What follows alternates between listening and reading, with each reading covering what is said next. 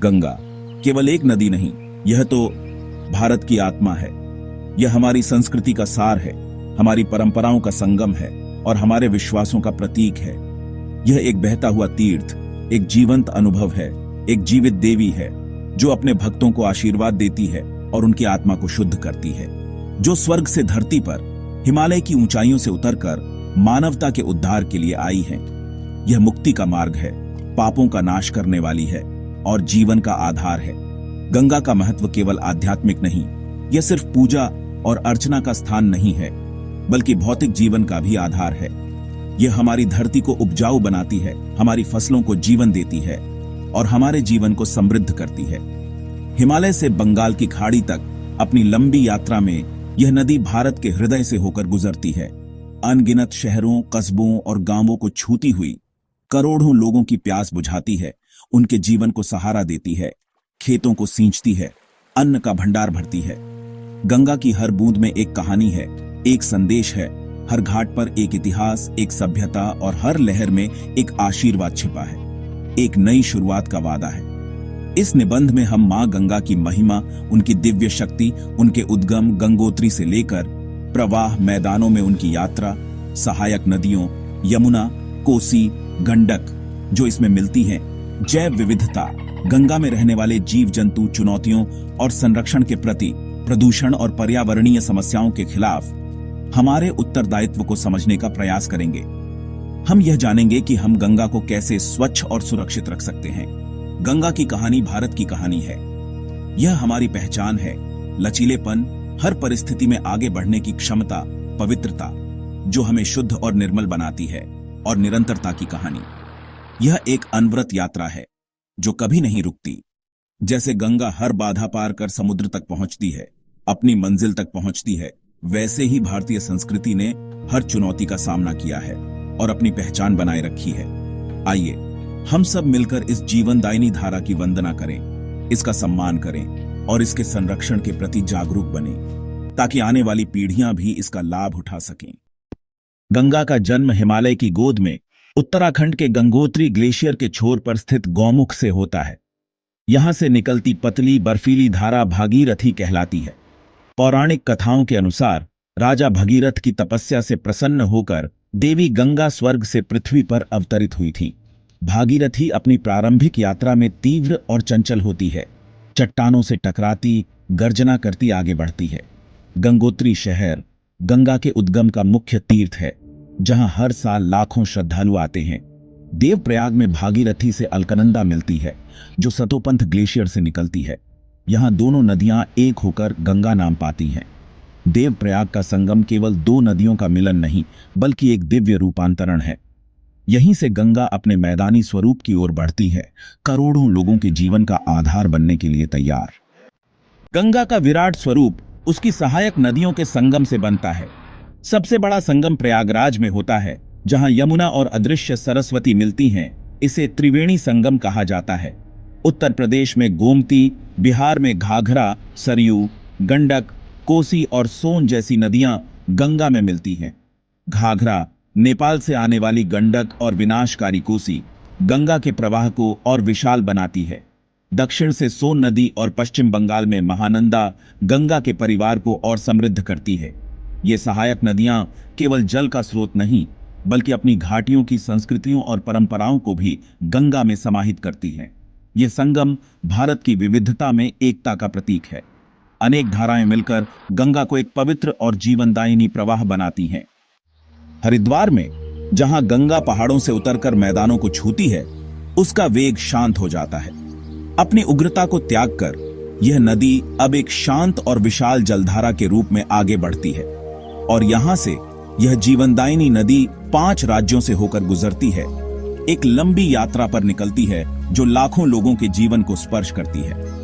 उत्तराखंड, जहां इसका जन्म हुआ, उत्तर प्रदेश, जहां यह अपनी सबसे लंबी यात्रा तय करती है, बिहार, झारखंड और पश्चिम बंगाल, इन सभी राज्यों में गंगा अपने पानी से धरती को सींचती है और जीवन का पोषण करती है।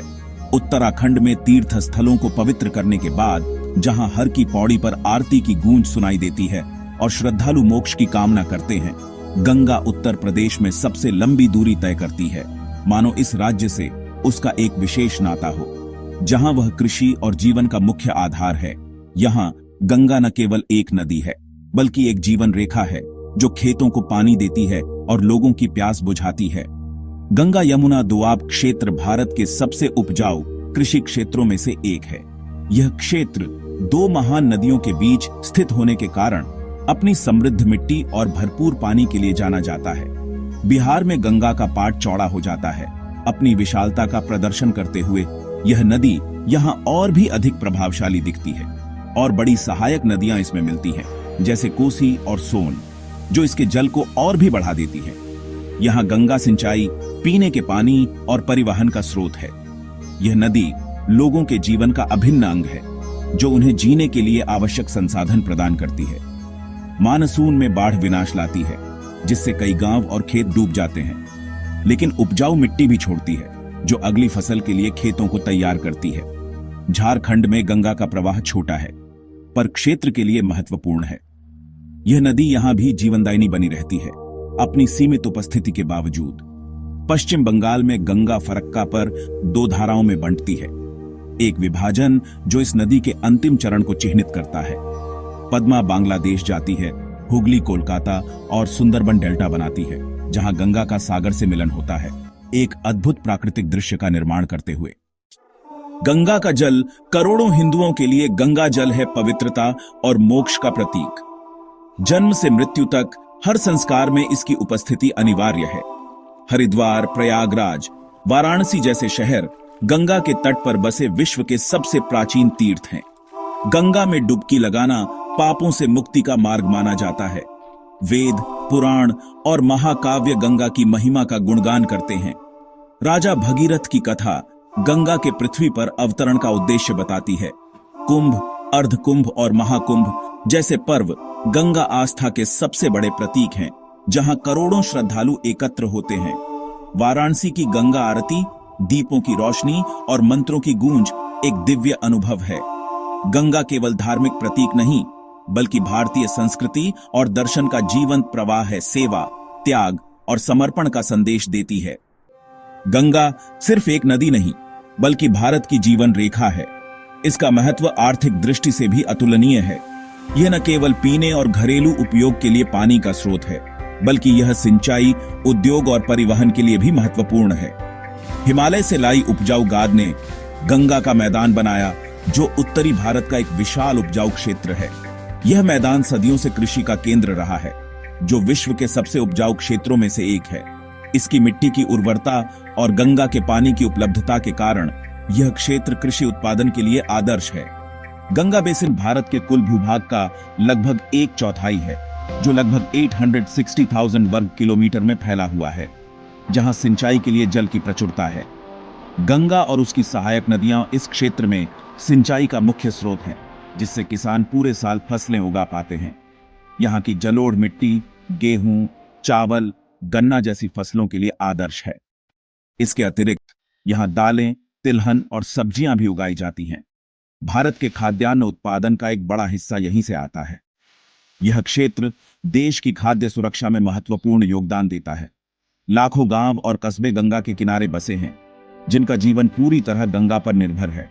गंगा न केवल उनकी आजीविका का स्रोत है, बल्कि उनकी संस्कृति और परंपराओं का भी अभिन्न अंग है। खेती के अलावा पशुपालन और मत्स्य पालन भी यहाँ की आजीविका का एक महत्वपूर्ण हिस्सा है। गंगा में मछली पकड़ना कई लोगों के लिए आय का एक प्रमुख स्रोत है। गंगा में मछलियों की सैकड़ों प्रजातियां हैं, जो इस नदी के पारिस्थितिक तंत्र की समृद्धि को दर्शाती हैं।